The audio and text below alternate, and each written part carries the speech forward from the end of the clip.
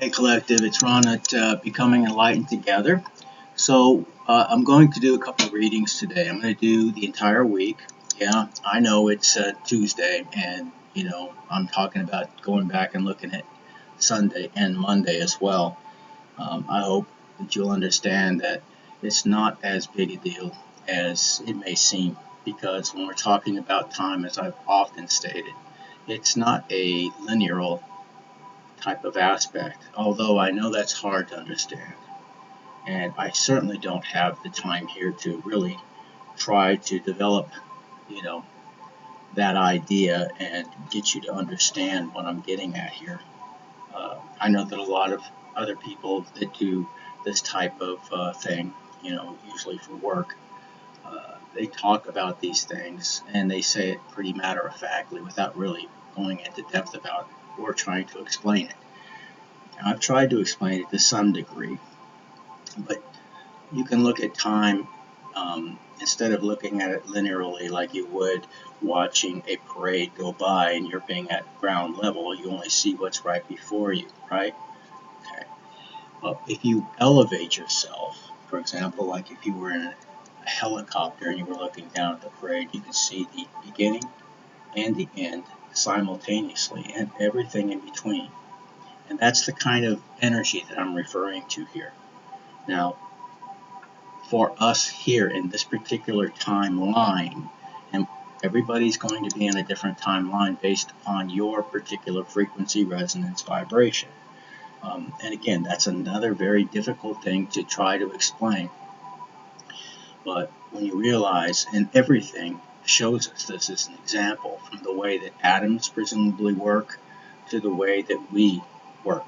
And we can see it in the study of things such as cymatics, where when you put sand, for example, on a table and you allow it to vibrate at very precise, frequencies and so on, that they create either very beautiful geometric shapes that are extremely precise, or very, very obscure and even grotesque symbols, if you will, that are made within the sand as it vibrates.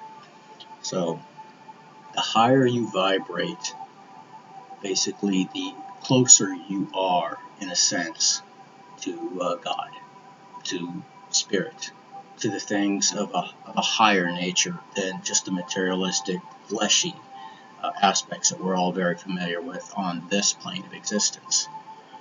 And since the transition is occurring, a lot of us are straddling, two worlds simultaneously, both the spirit and, if you will, the materialistic world. And it seems a little confusing to us as a result of that many times. Those two things merging together, sometimes it's very confusing. I'll just leave it at that. For most, they're stuck within the materialistic plane. And I'm talking about even those who practice some form of religion. We're not talking about religion here. We're talking about genuine spirituality. We're talking about really, trying to evolve as a balanced, human, materialistically and spiritually, and merging those things together, balancing out your shadow, with your light nature, things of that nature. Okay. We're not excluding one from the other, saying that we will not recognize or even admit to having that other side. Everybody does. And if you're still at the point in your existence where you cannot understand that or even claim that and deal with that, this is what shadow work is all about after all, then you haven't raised your frequency to a degree that is going to be, I guess you could say, worthwhile or beneficial to you, spiritually speaking. And again, all of these things that I'm stating require more, explanation, and I just don't have the time, nor would you be willing to listen to it. So I want to get right into the reading, as we say, but don't get hung up too much with the idea that I'm doing a reading after the fact and then, 3/4 of the week, beforehand. Time, basically, it's going to be for whenever it is that you personally view it, okay? And even though I may be going back, like I said, for Sunday and Monday, there may be something in there to help you understand something that maybe you saw, experienced, or maybe what you were pondering in your head. But don't make it fit. If it doesn't fit, if it doesn't feel like it's your reading or part of the energy that you yourself are dealing with right now, don't try to make it fit, okay? Because when we're talking about general readings, and that's the overall energy as a whole when you're calling this in, instead of focusing in either on yourself, which I do pretty much quite regularly, I do my own readings, and or for another human being.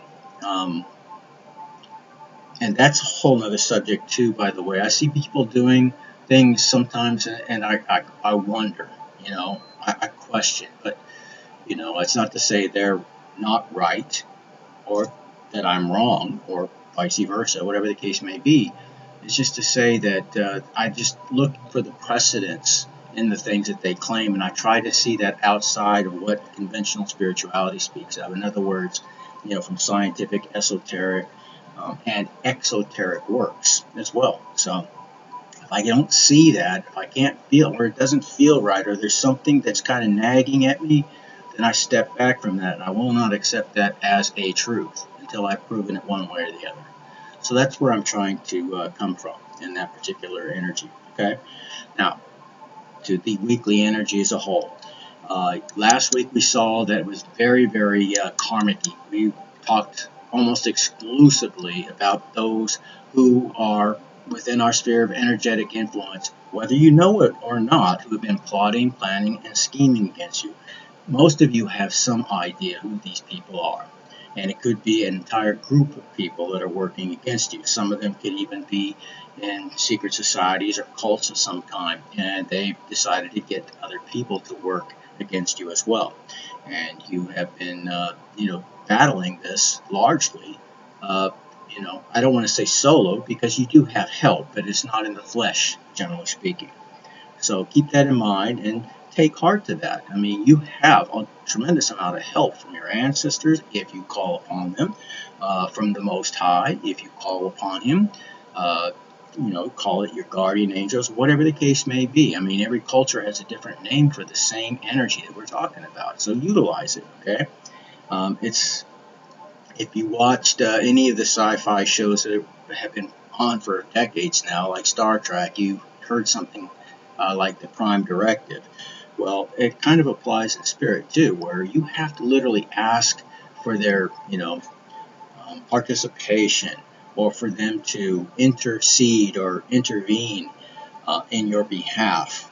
Um, and they will be there to administer judgment or punishment as well when you've really stepped over the line. If you're really acting in a karmic fashion, in other words, you're really clinging to your lower vibrational attributes and aspects, your dark side, your shadow side, and you're not balancing yourself out, then you open up portals or you open up energetic possibilities. I'll just leave it at that. That could be very detrimental to your overall well-being. Okay, and again, karma will always find you, regardless. There's no hiding from it. You cannot run from it.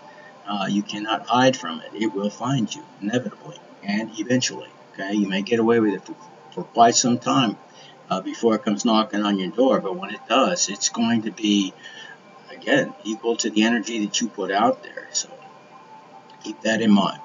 Now, some of the people that we're talking about are also maybe cross-watching, are more or less into that energy, and this is why I speak to them, because, the golden rule, that's one of the rules I've always lived by, and I try to apply it in all things. And this would be, those who have done the most, so to speak, done some pretty heinous things. If I was in that position and somebody had, some insight to help me to get out, and whether I choose to use it or not is a whole nother story. But you're putting that energy out there with the hopes that somebody will indeed take your hand and start to work their way out of the hole that they dug for themselves. Should they choose not to, again, that falls upon them. But you've done everything in your power to try to do right by them. And there are rewards as well as punishments. We don't do it for the reward per se, at least I hope not. And I always question that about myself as well. What are my motives? And that you should do the same.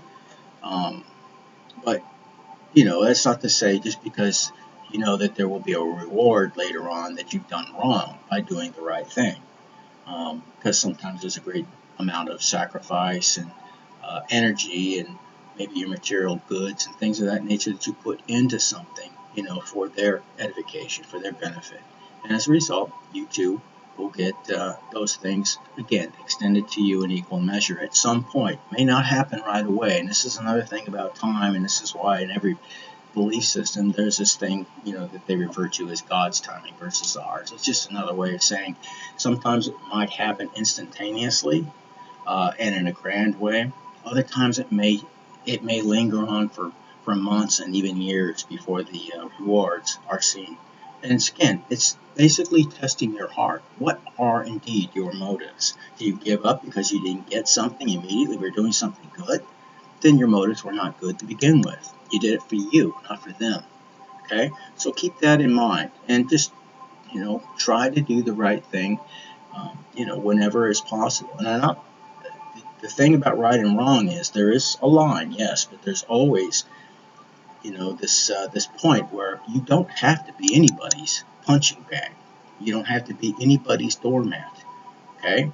There is a line, and we have to learn where those lines are as far as how much do we give and when do we withdraw, that energy to them. Because there are indeed energetic vampires that exist, and they do look for people who are especially empaths. Now, I'm known as what is a high oak empath, so I've had I've had some of the biggest narcissists come at me. Okay, and it. I'll just leave it at this. Okay, they end up getting a taste of their own medicine each and every time because they look at you because you're empathetic, because you help, as being weak in some way. And then you show them who truly is the strong one. And it's never been them. They're just bullies. And bullies get humbled all the time. We all know that. So it's no different energetically or spiritually. So, as I said, this week's overall energy is that of Ewas. And if I haven't said it, and I'm not quite sure now, then that's what our overall energy for this week is. And it's in the upright. So it's a positive week energy that we're looking at today. And what that means is journeying, traveling, and so on. And basically not just physical movement, although it can imply that. So, things such as a horse or two horses or a horse and a carriage or, a automobile or something like that. Some form of travel or transportation. But it also talks about progress, future changes for the better. It talks about basically progress, development, and it refers also to an aspect of harmony. So harmony being working together as a team, and all the attributes that go into that, like trust and loyalty, uh, you know, harmony, things like that. Because a horse and a rider, or a horse and carriage, if they are out of sync one with the other, it's a very difficult ride indeed. And that can also imply your forward momentum, either spiritually or physically, and other people in your life who are really doing the most to hinder or throw a monkey wrench in your forward progress. And again, bringing us back to last week and the karmics in our life, we see that they're going through it right now. A lot of them are going through, and they're not even going to come out of it. Some of them are not going to come out of it alive. Some are going to take their own life. Some are going to succumb to disease, some suicide. And we've seen this again and again and again and again, so I cannot candy coat it. I will not hide from the truth, and I know this to be a truth. So that's going to be the case, for some of us out there. Um, and by that, I mean people in our lives who have been, doing the most. And also keep in mind, not everybody that's talked about as being putting energetic energy against you are doing it deliberately. So there's going to be various levels of that karma. In other words, somebody looking at you with a little bit of envy or jealousy or whatever the case may be. And of course, those are some of the seven deadly sins, to steal another, trademark vernacular from Christianity, for example. So they can be very, very harmful. But when people are, looking at you and thinking these or speaking these things, that blankety blank and or wish I had their stuff or that was my idea or should have been my idea or whatever the case may be, or why are things going well for them when they're going so lousy for me. Those are energetic, things that are basically aligned with the same thing as trying to manifest in a magical sense. In other words, it's your intention that matters in regards to the energy we're talking about. So whether it's done deliberately through ritual or it's done simply with the words that you say, maybe you're slandering, individuals, or you yourself are being slandered behind the scenes. Those are the people that we're bringing forward when I speak of karmics. Okay, so they various levels. Some are doing this ritually, and they are doing, again, the absolute most. They have literally surrendered themselves. That's a whole new level of energetic accountability, because they are deliberately and knowingly doing the things that I'm talking to you about. The others, they're still acting like children. Okay, so they're energetically,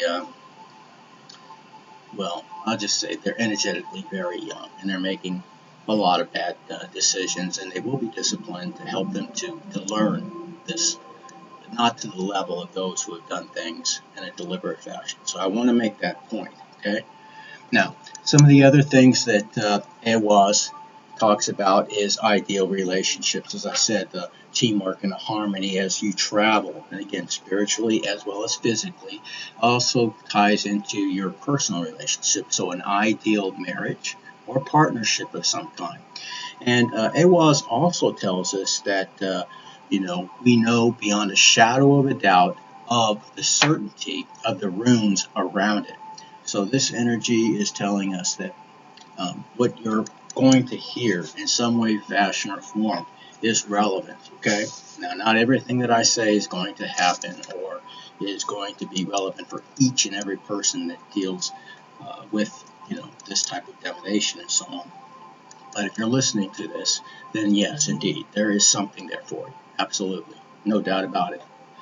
Alright, now Sunday's energy was that of Urus, and Urus is typically a very potent and powerful rune. In this particular case, it's in the reverse. So where it usually talks about health, vitality, and strength, as it is reminiscent symbolically of the mighty ox, the Uruk. Again, it was a beast that was reverenced, but it was hunted to extinction. So the attributes are in reverse, quite specifically in this case. So it talks about somebody who's very weak-willed, somebody who has very low energy, somebody who is probably suffering some type of illness, somebody who has missed many opportunities as a result of their bad decisions, somebody who is obsessed, and that could be obsessed with you, the collective, or obsessed with something else out there. Either way, it's an unhealthy obsession of some type. It talks about misdirected forces, i.e. their plans, plots, and schemes against you.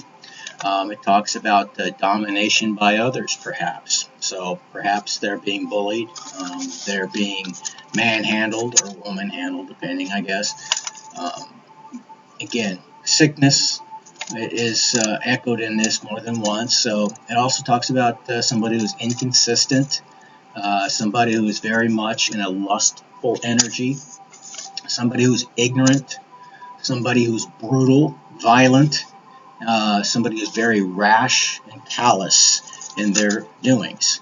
So that was the energy for yesterday. So that may have been something that you actually had, for Sunday. So today is Tuesday, where I'm at. Okay, so you may have experienced somebody who embodies some of those attributes or characteristics on Sunday. Okay. Now, Monday, we have the energy of Ewas. Ewas is typically a very powerful rune, and it is in this case, as it is also in the upright. And Ewas, or Iwas, talks about the yew tree, death and rebirth. Talks about going on quests and success. It talks about strength and reliability, dependability, and trustworthiness. It talks about enlightenment, endurance. It talks about both protection and defense, and it is used magically in that application.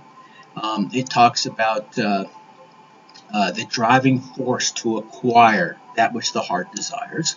It talks about motivation and a sense of purpose. And if you're starting in some new endeavor, maybe you're an entrepreneur or something like that, it's the perfect energy to tap into. Okay. It also talks about how your sights are set upon a goal and you can and will achieve it. You just put the effort into it. And it talks about someone who can be relied upon, trusted, okay, a trusted individual of some kind.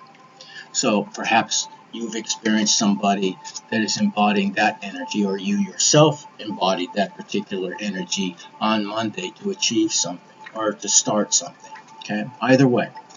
Now, today's energy is that of Malthus.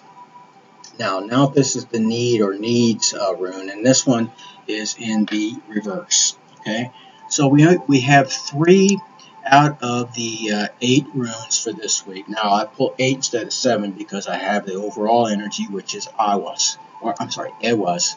Iwas is the one I just showed you, and basically then each day individually from Sunday through Saturday, the following week. Okay.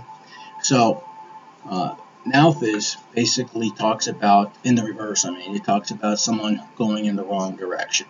Somebody is very possessive, somebody or somebody's in state of distress and toil, somebody who is basically constrained, their freedom has been constrained in some way, fashion, or form. Now, that could be in a multitude of different ways.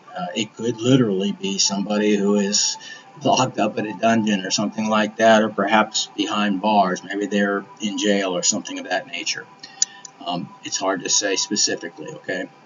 It could be just somebody who, because they're so scared to do anything outside of their culture, or, maybe they're just weak-willed, so that whatever, their family or friends or what have you believe they should be doing, that's the kind of thing that they do instead of what their heart tells them to do. So, it could be a multitude of ways. Okay. So, Malthus also talks about being in distress and toil. It talks about, being in a state of drudgery, basically having your needs not met, somebody's necessities not available. Talks about extremes and want. It talks about deprivation, even starvation in some cases. And it's not just physical starvation, not enough food, in other words. It could also talk about, emotional or psychological starvation. None of your needs are being met emotionally either. So it talks about both poverty and emotional hunger. Okay. So again, on Tuesday, there are people that are going to be in that energetic, field of influence. And you're feeling some of those things being in the collective. You always have the option, because you've done, the shadow work and everything else. You can always transmute that energy into something positive. You can do that either by returning it back to where it came from. If somebody is putting this kind of energy upon you specifically, and you know that, you feel that, you can always send it back, and there's nothing wrong with that. Or you can take that energy, you can cleanse that energy, and you can transmute it. You can take their energy as they try to take yours and use it, since they've willingly given it to you, and transmute it into something positive. Put it into your workout, put it into your creative endeavors, and making music or whatever it is that you do. So there's a multitude of ways that we can go about, transmuting this kind of negative energy, and we all experience these things. Now, that's not to say just because you're feeling some of these things that somebody's doing dark magic on you or anything like that. We all have cycles that we go through, good and bad days, right? But if you know this to be true, and if you are in the collective, I guarantee there are people out there, either one of the ways that I have originally spoken of at the beginning of this video, or they're doing it deliberately, or they're doing it, simply because of their envy, pride, ego, whatever the case may be. Okay, they don't understand that they're doing it, but they are. Okay, all right. So that is Tuesdays. Now tomorrow's energy is that of Perth Row.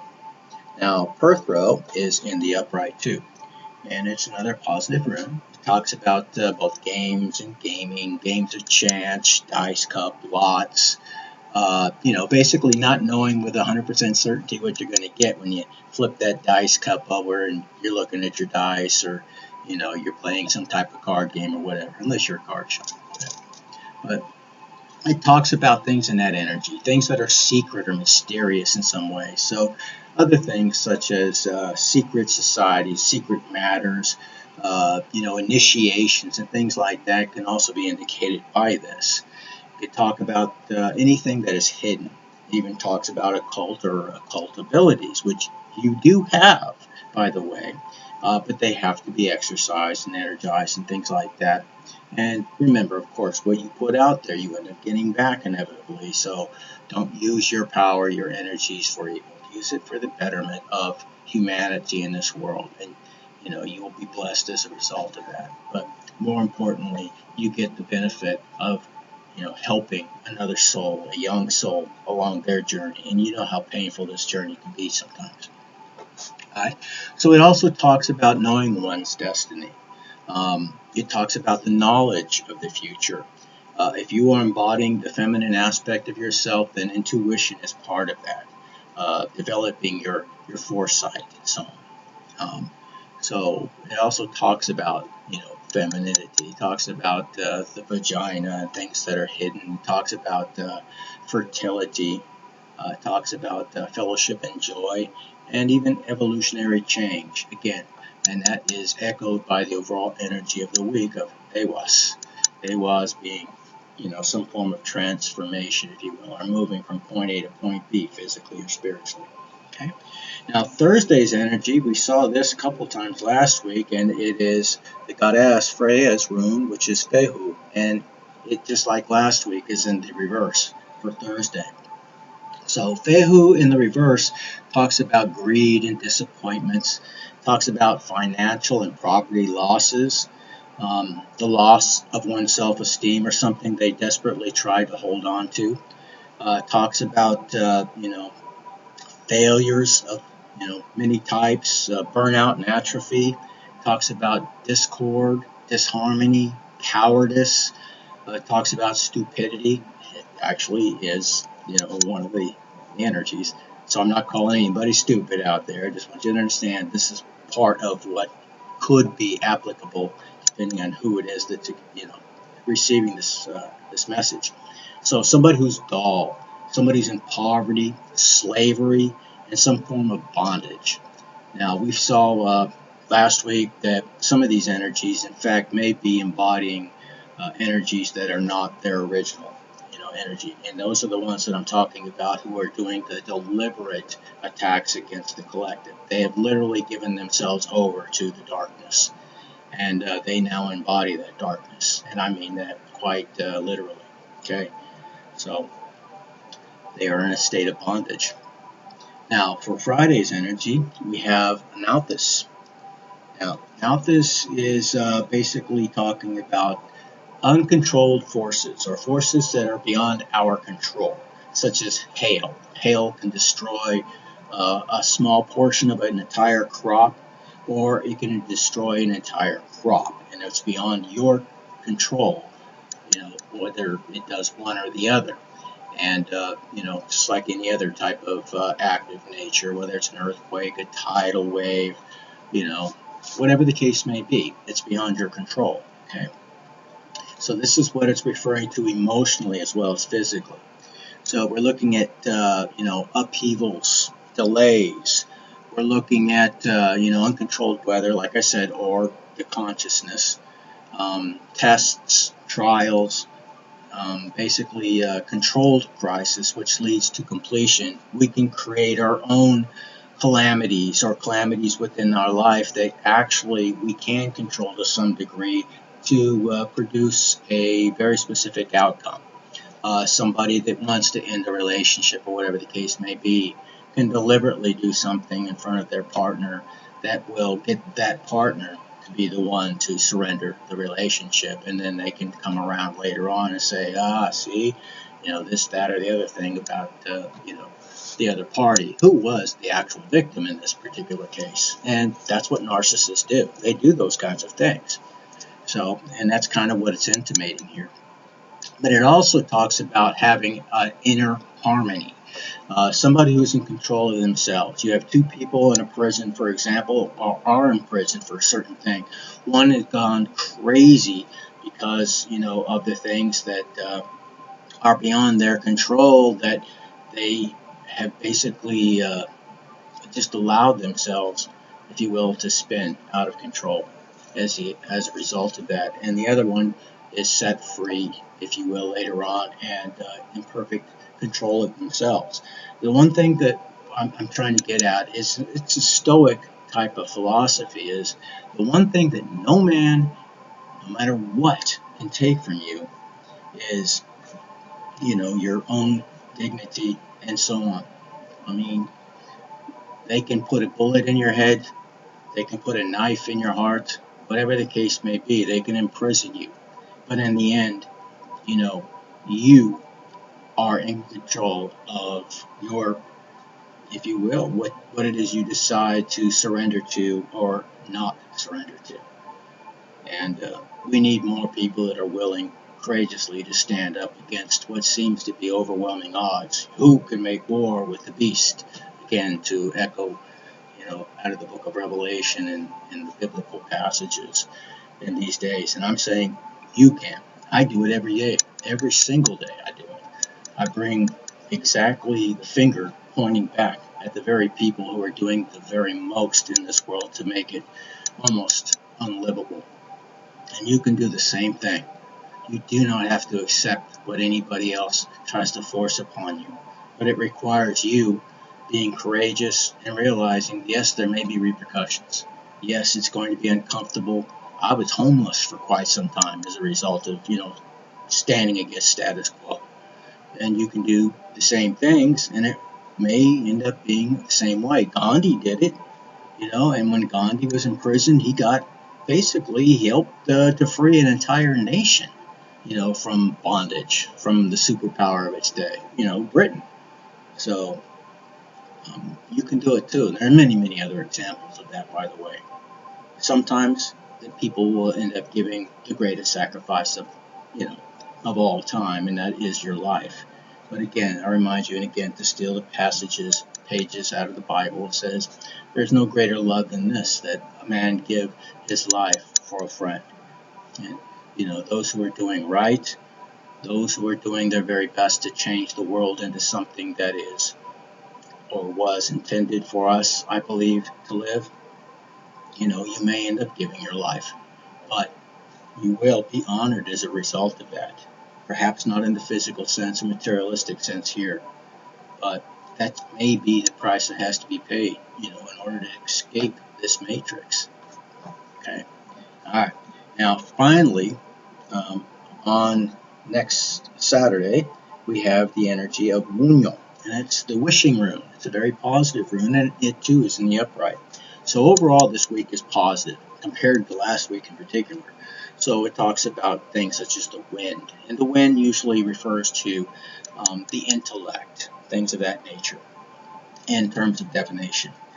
It talks about harmony, joy, blessings. It talks about affection and desire. It talks about ecstasy, pleasure, fellowship, and prosperity. It talks about glory, spiritual rewards, like I was talking about a second ago, success, and the recognition of your own worth.